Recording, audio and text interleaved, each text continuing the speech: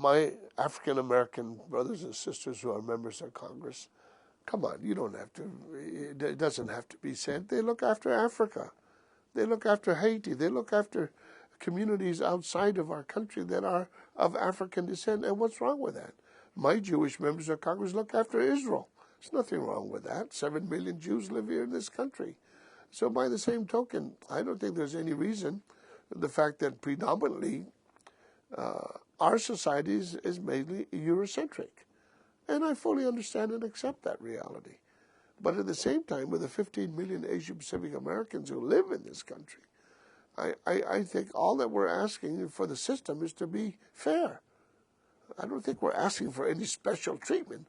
Just make sure that everybody's treated fairly on an equal basis, and that's it. Let's put it this way. North Korea. That's been an ongoing issue now for how many years?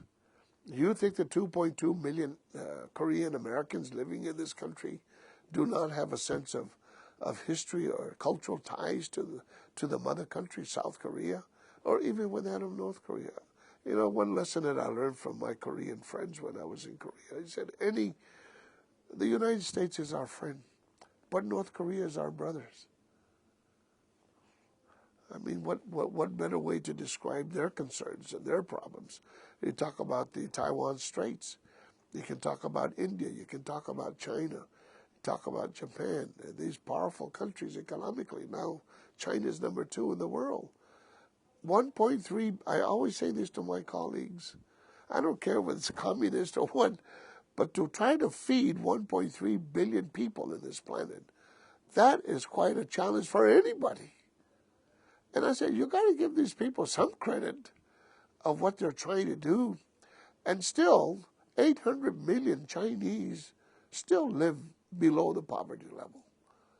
And the fact that Deng Xiaoping made this fateful decision in 1978 to turn around China's economy from a planned economy to that of a market system.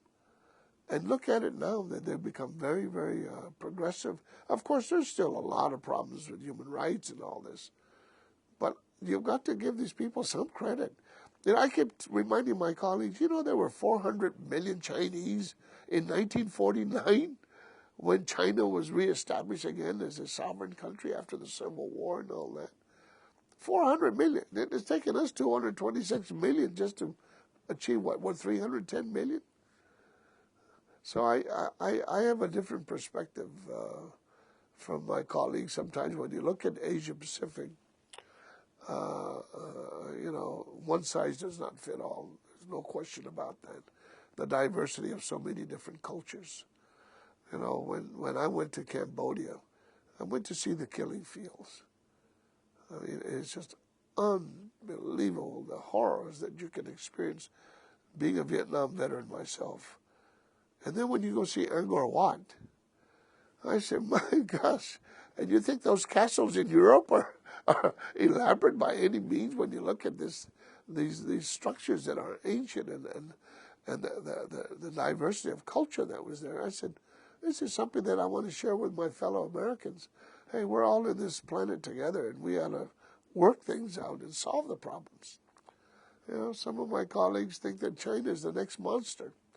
I said, my gosh, can we try to at least look at China as a strategic partner in solving some of these global issues? Because there is no way you're going to solve some of these issues without China's participation. No way.